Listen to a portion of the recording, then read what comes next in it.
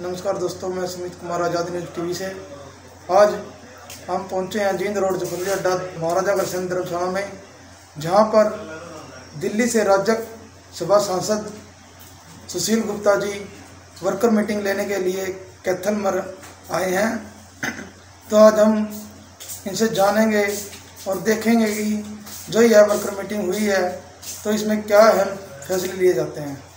से मैं मिलने के लिए आया हूँ।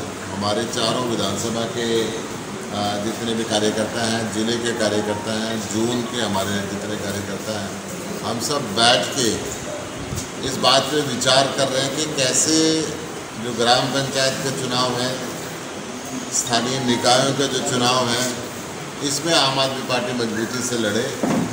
जिस प्रकार हरियाणा के अंदर हर रोज़ जघन्य अपराध बढ़ते जा रहे हैं, सरेआम गोलियां मार दी जा रही हैं, महिलाओं के साथ बलात्कार प्रमुख पन्नों पर छपता जा रहा है, किसान परेशान है, लगभग 1 साल से आंदोलन पे है और 6 महीने से ऊपर बॉर्डर पे बैठे हुए हो गए हैं, लगातार शहादत देते जा रहे हैं। कल भी खटखट बॉर्डर पे टोल पे एक किसान ने अपनी शहादत दी है, परंतु सरकार उदासीन है, सरकार बात करने के लिए तैयार नहीं है। पिछले 6 साल में एक नया उद्योग हरियाणा में नहीं लगा है, बेरोजगारी चरम पे है, युवक रोजगार न मिलने की वजह से गुनाह के रास्ते पर चल पड़ा है। परंतु खट्टर साहब जाति और धर्म की राजनीति से ऊपर नहीं निकल पा रहे। हरियाणा किस तरीके से परेशान है, व्यापारी का व्यापार खत्म हो चुका है और कोरोना के अंदर ना लोगों को इलाज मिला, ना दवाइयाँ मिली, ना हॉस्पिटल के बेड मिले, ना मेडिकल सुविधाओं का विस्तार किया, ना ही शिक्षा का विस्तार किया। दोनों चीज़ों के लिए लोग दिल्ली की तरफ देखते हैं। दिल्ली मॉडल की तारीफ आज हरियाणा का बच्चा कर रहा है। आम आदमी पार्टी एक विकल्प के रूप के अंदर तेज़ी से उभर के आ रही है। हरियाणा के लोग आम आदमी पार्टी को अपनी वेटेज देते जा रहे हैं और आम आदमी पार्टी के लोगों को बुला के खुद हर रोज़ नई ज्वाइनिंग आम आदमी पार्टी के अंदर हो रही है।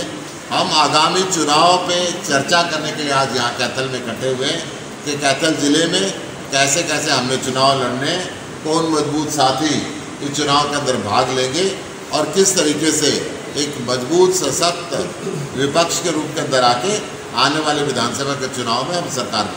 तो आप पार्टी है वो हरियाणा में नगर परिषद, नगर पालिका और सरपंची के चुनाव भी लड़ेगी? सारे चुनाव लड़ेगी और अपने चुनाव चिन्ह पे लड़ेगी। अच्छा, इससे पहले भी हरियाणा में आप पार्टी ने प्रयास किए थे जब दिल्ली में सरकार बनी थी और पार्टी बनी थी, तो उस वक्त प्रयास तो हुए, लेकिन थोड़े दिन बाद पार्टी फिर दम तोड़ गई यहाँ और जो पार्टी थी वो मतलब हाशिए पे चली गई। अब दोबारा किस तरह से आप? देखिए, हमारी 8 साल पुरानी पार्टी है, दिल्ली में तीसरी बार सरकार बनी है, पंजाब में प्रमुख विपक्षी दल है, गोवा में हम चुनाव लड़ रहे हैं, गुजरात के अंदर हम निगम अभी जीत के आए हैं, चुनाव लड़ रहे हैं, पंजाब में हमारी सरकार आने वाली है, उत्तराखंड में हमारी सरकार आने वाली है, यूपी में हम चुनाव लड़ रहे हैं। तो इतनी तेज़ी से हिंदुस्तान में आज तक कोई पार्टी नहीं बढ़ी। ये बात ठीक है कि हरियाणा के अंदर पिछला चुनाव में हमारी बहुत तवज्जो नहीं रही, परंतु एक प्रयास था, कार्यकर्ता नए थे, उन्होंने उस प्रयास को किया और चुनाव लड़े और अब की बार सरकार बनाने के लिए चुनाव लड़े। सर, चुनाव लड़ने के लिए क्या क्या मुद्दे होंगे सर, जिससे आप? चुनाव लड़ने के लिए सबसे पहला मुद्दा है शिक्षा। 27% बजट दिल्ली सरकार शिक्षा पे खर्च करती है। हर व्यक्ति हरियाणा का चाहता है कि मेरे बच्चों को दिल्ली के स्कूल और कॉलेजों में दाखिला मिल जाए ताकि उनकी ज़िंदगी सुधरे। दूसरा, चिकित्सा। 13% बजट दिल्ली सरकार खर्च करती है, केंद्र सरकार 2.5% बजट खर्च करती है चिकित्सा के ऊपर। हमने बेहतरीन हॉस्पिटल वहाँ पे बनाए, 24 घंटे दवाई उपलब्ध रहती है, अच्छे डॉक्टर प्रशिक्षित है, आधुनिक मशीनें और सारे के सारे सरकारी हॉस्पिटल एयर कंडीशन बनाए ताकि जो गरीब व्यक्ति है उसको ये महसूस ना हो कि इलाज के बिना मेरे को दिक्कत है। दिल्ली के अंदर हिंदुस्तान से कोई व्यक्ति जाए, खुदा ना करे, परमात्मा ना करे, वाहेगुरु ना करे कि उसका एक्सीडेंट हो जाए। अगर उसका एक्सीडेंट होता है चाहे 50 लाख रुपए का खर्चा हो, दिल्ली सरकार वहन करती है। प्राइवेट हॉस्पिटल में इलाज कराए, सरकारी में कराए। दिल्ली पहला ऐसा राज्य है अरविंद केजरीवाल जी के नेतृत्व में महिलाओं के विकास के लिए दिल्ली की सारी बसें सारे देश के महिलाओं के लिए मुफ्त है। दिल्ली पहला ऐसा राज्य है जहाँ पे 24 घंटे बिजली आती है। लोग भूल के बिजली जाती है कभी। हरियाणा के अंदर 8-8 घंटे का कट लगता है और दिल्ली में 200 यूनिट बिजली की हर मीटर के साथ मुफ्त है। एक घर में 4 मीटर लगे हैं तो 800 यूनिट बिजली की मुफ्त है और बिना गरीबी और अमीरी के आधार पे हर व्यक्ति के लिए मुफ्त है। इसी प्रकार दिल्ली पहला ऐसा राज्य है कि 24 घंटे पानी मिलता है, 4थी मंजिल तक बिना मोटर के पानी सरकारी चढ़ता है और 50,000 लीटर पानी हर महीने मुफ्त मिलता है। जहाँ प्याऊ लगाने की हिंदू धर्म की परंपरा है, अरविंद केजरीवाल जी ने हर घर के अंदर प्याऊ लगाई है कि 50,000 लीटर पानी दिल्ली सरकार की तरफ से। अनेकों ऐसे काम हैं जिसको हरियाणा के लोग भी चाहते हैं कि दिल्ली मॉडल हरियाणा में आए और वो मॉडल यहाँ पे आके रहे। गुप्ता जी, जो अगला विधानसभा का चुनाव होगा हरियाणा और पंजाब में, हरियाणा में 24 में है, पंजाब में शायद अगले साल, वहाँ 22 में है ना? जी जी। वहाँ चेहरा आगे रख के लड़ा जाएगा या चुनाव केजरीवाल के नाम पे लड़ा जाएगा? देखिए, चेहरा तो जो चुने हुए MLA हैं वो चेहरा बनाएंगे। केजरीवाल जी का जो नेतृत्व है वो हमारा नेतृत्व है। उनकी नीतियों में, उनके काम में विश्वास करने वाले व्यक्ति, हर व्यक्ति हमारा चेहरा है। आम आदमी पार्टी जब से आई है, जब से लोगों के अंदर ये विश्वास जगा है, चाहे वो रिक्शा चलाने वाला है, चाहे वो दिहाड़ी का मजदूर है, चाहे वो एक कारीगर है, हर व्यक्ति ये विश्वास कर पाता है कि मैं भी MLA बन सकता हूँ, मैं भी मंत्री बन सकता हूँ। इससे पहले ये अमीर आदमी की बपोती होती थी, खानदानी पॉलिटिशियन ही इसके अंदर जाते थे, परंतु अरविंद केजरीवाल जी के आने के बाद देश के अंदर एक विश्वास उठा है कि मैं भी पॉलिटिक्स के अंदर आ सकता हूँ और मंत्री बन सकता हूँ, सांसद बन सकता हूँ, विधायक बन सकता हूँ। तो हरियाणा और पंजाब में क्या आप पार्टी किसी के साथ समझौता करेगी या अकेले चुनाव लड़ेगी? आम आदमी पार्टी ने तय किया है कि भ्रष्ट और करप्ट ये पार्टियां हैं, इनके साथ किसी के साथ कोई समझौता नहीं करना।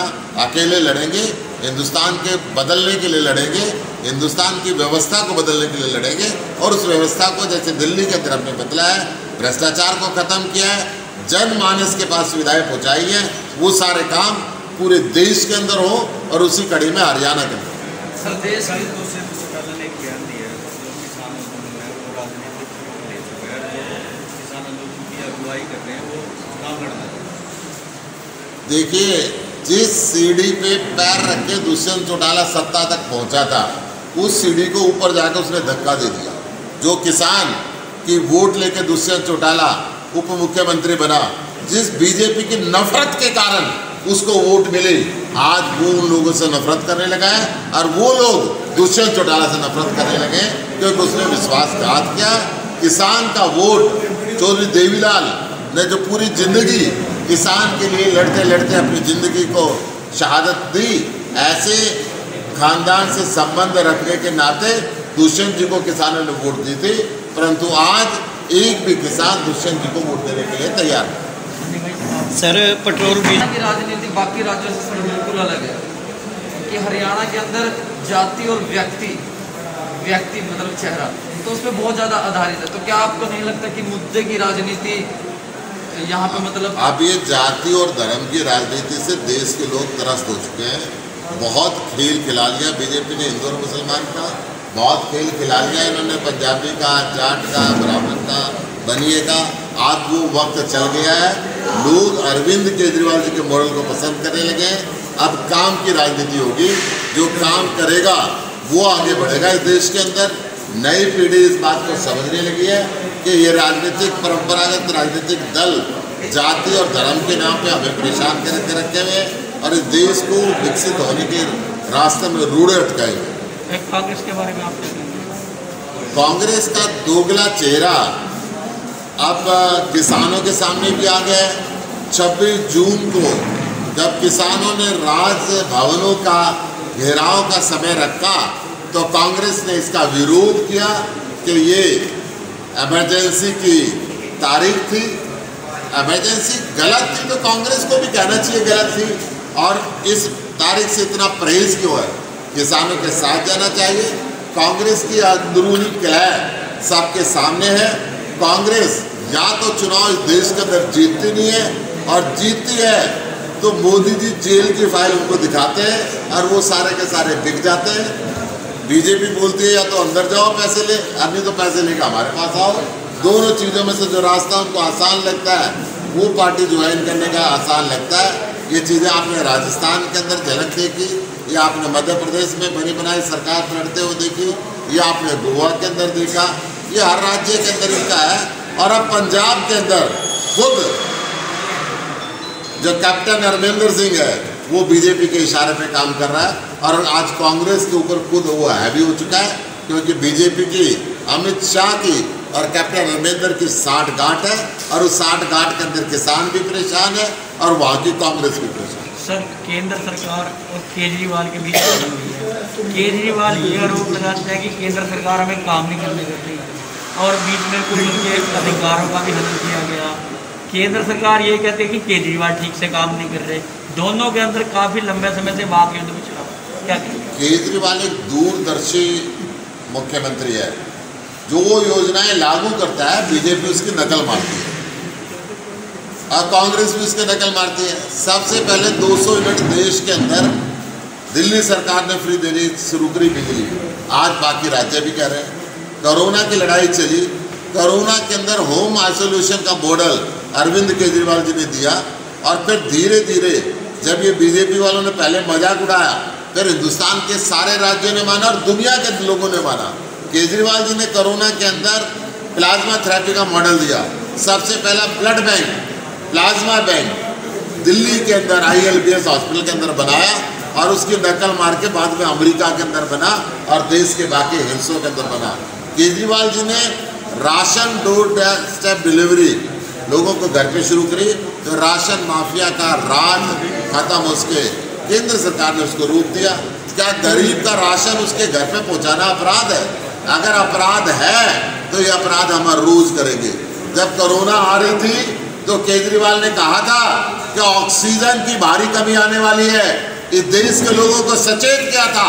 हिंदुस्तान के प्रधानमंत्री को बोला था कि आप ऑक्सीजन का इंतजाम रक्षा मंत्रालय के हाथों में दो, सेना के हाथों में दो।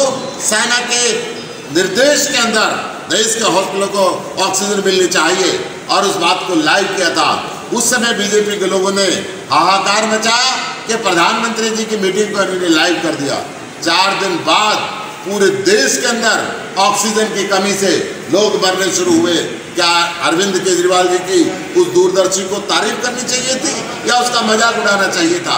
अगर लोगों की जान बचाने के लिए हमें कुछ भी काम करना पड़ेगा हम करेंगे। दिल्ली को विकसित करने के लिए, हिंदुस्तान को विकसित करने के लिए, हिंदुस्तान को अपराध मुक्त करने के लिए, हिंदुस्तान को जो ये घोटाला मुक्त करने के लिए अगर अरविंद केजरीवाल जहां तक भी लड़ाई लड़ेंगे, आम व्यक्ति पूरे देश का उनके साथ है और वो लड़ाई लगातार जारी रहेगी। जी सर, आप ये भूल गए कि वैक्सीन बचाने का जमाना नहीं है, देश के लोगों की जान बचाने का जमाना है। खट्टर साहब ने कहा था कि 50,000 वैक्सीन मिलती है उससे गुजारा करो। ये भूल गए कि हरियाणा की आबादी 3 करोड़ है और 600 दिन के अंदर 50,000 वैक्सीन प्रतिदिन लगाने से हरियाणा के लोगों को वैक्सीन लग पाएगी? क्या 600 दिन तक हरियाणा के युवाओं को मारना चाहते हैं? क्या 600 दिन तक हरियाणा के लोगों को बचाना नहीं चाहते? और खट्टर साहब एक बार बयान देते और उस बयान पे फिर मुकर जाते हैं। मैंने तो ऐसा नहीं कहा था। अरे सारे मीडिया के सामने ये कहा। आपने थोड़े दिन पहले उनका बयान सुना होगा, जो मर गए उनके आंकड़े इकट्ठे करने की क्या जरूरत है? अरे हरियाणा प्रदेश के इंसान मरे थे, उनका आंकड़ा अगर आप नहीं रखेंगे इस सरकार का नैतिक दायित्व बनता है। खट्टर साहब मेरे ख्याल रिटायरमेंट के ऊपर पार कर चुके हैं, उनको रिटायरमेंट ले लेनी चाहिए। जाति धर्म की राजनीति का समय नहीं रहा है, समय विकास का, समय शिक्षण संस्थानों को बढ़ाने का, समय अच्छे हॉस्पिटल बनाने का, समय भाईचारा कायम करने का समय है। हरियाणा को अपराध मुक्त करने का, हरियाणा के युवाओं को रोजगार देने का, उस पर खट्टर साहब काम करेंगे तो करेंगे, नहीं तो हरियाणा की जनता खट्टर साहब का काम कर देगी।